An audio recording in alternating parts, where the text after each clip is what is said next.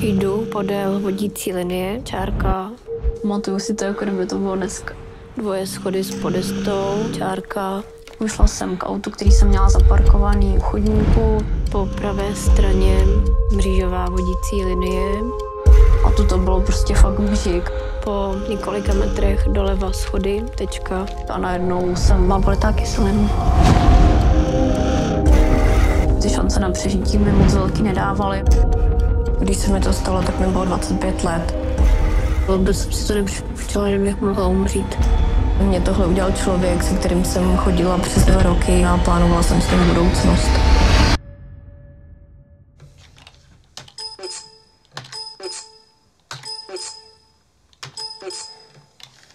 Růže jsou gíčový květ. A ty třeba nemáš strach, že nevidím, že bych to jako nezvládla. Proč? Ty otváraný dverí rychlý má do brsta.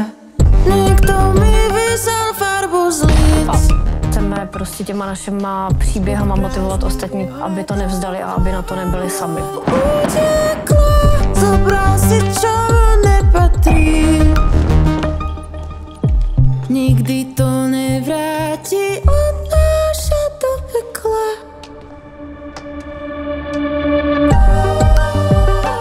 Myslím si, že jsem se naučila být víc laskavější, ať už jako k okolí, nebo hlavně sama k sobě. Netuším vlastně, jak vypadám.